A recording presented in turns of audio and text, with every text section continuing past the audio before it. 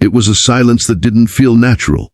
It wasn't the peace of a quiet morning, nor the comfort of stillness after a long day.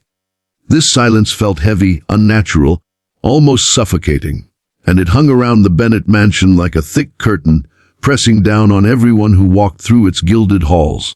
At the heart of that silence sat 8-year-old Clara Bennett, the only daughter of Richard Bennett, a man whose name was whispered with respect and envy across the business world. Richard had built his empire from nothing. A childhood of poverty had shaped him into a man who never accepted failure. His estate was enormous, his cars lined up like trophies, and his business empire stretched across the globe. But all his wealth, all his power, could not solve what he believed to be his greatest tragedy. His daughter was deaf. From the moment she was old enough to toddle, Clara never responded to the sounds around her. No laughter, no music, no words seemed to reach her. At least that's what Richard believed. Doctors confirmed it. Specialists nodded gravely. Tutors struggled and gave up. And eventually, Richard surrendered to the cruel fate he thought destiny had dealt his little girl. He still loved her, of course.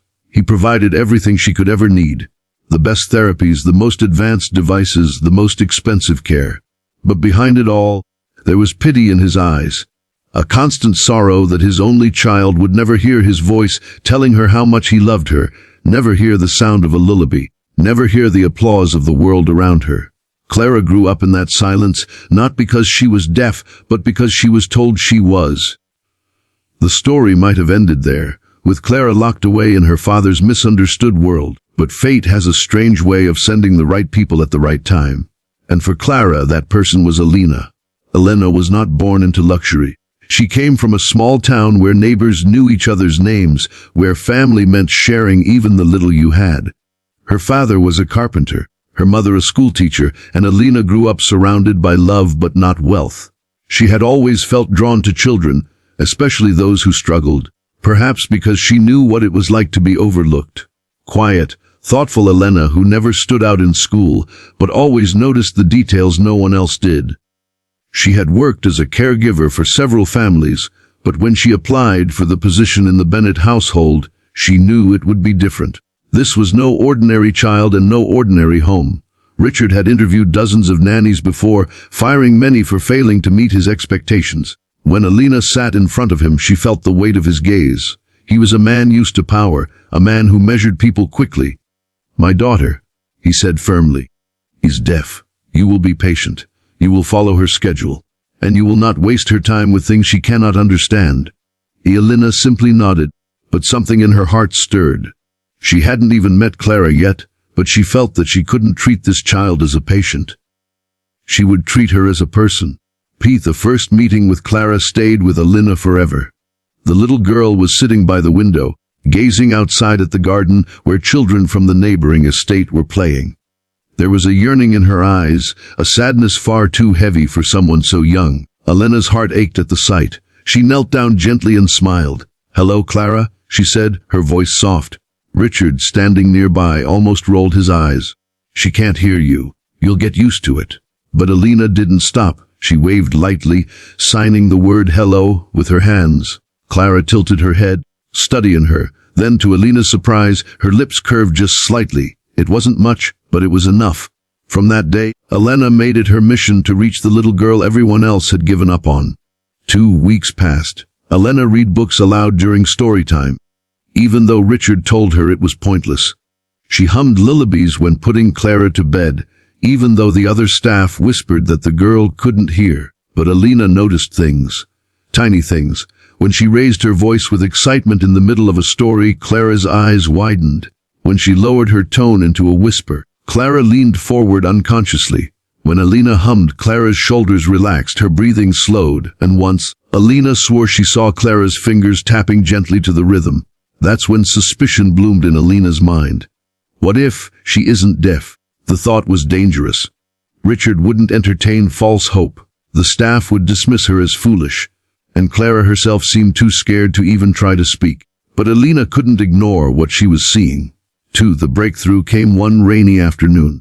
Elena was tidying Clara's playroom when she accidentally dropped a thick book. It hit the wooden floor with a sharp crack. Clara, who had been coloring quietly, jumped. Her head snapped toward the sound, her eyes wide. Elena froze. Slowly, deliberately, she crumpled a piece of paper behind her back. Clara turned toward it immediately. Alina's heart pounded. "Clara," she whispered, testing.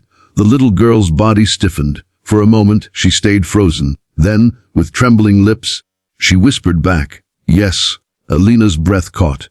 "You can hear me." Clara's eyes filled with tears. "But Daddy says I shouldn't. Daddy says nobody wants to hear me. He says I'm broken." The words shattered Alina's heart. This wasn't just a misunderstanding. Someone had told this little girl that her voice didn't matter. Someone had silenced her spirit. Alina gathered her into her arms, holding her tightly. "No, sweetheart, you're not broken. You're perfect. You can hear. You can speak. And I promise you, I'll help you show the world."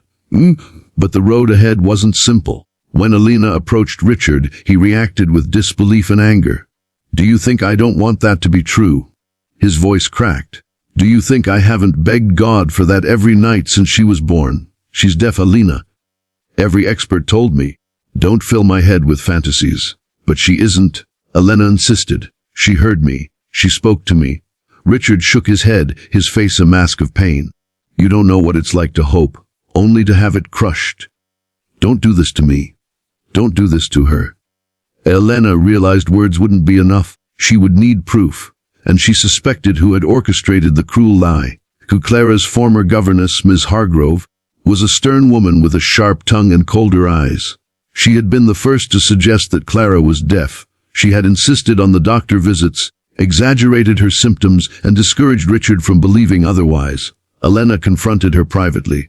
"Clara isn't deaf. You knew, didn't you?" Alina demanded. Miss Hargrove's lips curled into a sneer. "That child is weak. Confused. Do you really think the world will treat her kindly if she struggles with speech? Her father is too busy to raise her. I gave her discipline. I gave her order." "What did you give her?" "False hope. You silenced her." Alina snapped. "You made her believe she was broken." "And what will you do?" Miss Hargrove hissed. "Who will believe a nanny over me?" Alina's blood boiled, but she stayed calm. "Her father will believe the truth, because I will make sure he sees it with his own eyes." And so Alina devised a plan. One evening, she invited Richard to join them in the music room. Clara clung to Alina nervously, her small hands trembling. "Please, sir," Alina urged. "Just watch." She handed Clara a tambourine. "Sweetheart, remember what we practiced. Just listen to me." Clara's eyes darted nervously to her father. Richard's expression was tense, doubtful. Alina began clapping her hands in a steady rhythm. At first, Clara hesitated. Then slowly she tapped the tambourine in time. Richard's eyes widened. "Now listen," Alina said softly. She began humming Clara's bedtime lullaby. Clara's lips quivered. And then, in the softest, most fragile voice, she sang along. "Daddy, can you hear me?"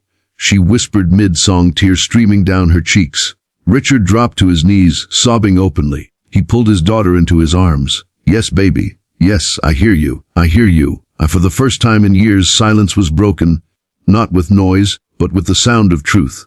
Richard fired Miss Hargrove that very night. But more importantly, he changed. For years he had been so consumed by business, by money, by fear of disappointment, that he had failed to truly see his daughter. Now he vowed never to let that happen again. He spent his evenings reading to her, listening to her voice grow stronger. He took her to music classes, watched her clap and sing and laugh. And he learned slowly how to be a father, not just a provider. Alina remained by their side, not just as a nanny but as family. She had uncovered the truth, but she had also healed something deeper, the bond between father and daughter. Clara blossomed. The little girl who once sat by the window in silence now filled the halls with laughter and song. And so, the mansion was no longer weighed down by silence. Instead, it rang with life, music, and joy. The lesson was clear: sometimes the cruelest prison is not built by walls, but by lies. Clara's story reminds us to never accept what others tell us about ourselves without searching for our own truth. To anyone watching this right now, if someone has ever told you that you're broken, unworthy, or incapable, remember Clara, you are not broken. Your voice matters. And sometimes all it takes is one person to believe in you to change your entire world. If this story touched your heart, tell us in the comments. Have you ever met someone whose truth was hidden by lies? Share your experience. We love reading your stories. Don't forget to like, share, and subscribe to this channel, and always remember our name, be kind always. Because kindness can uncover truths, heal wounds, and change lives forever.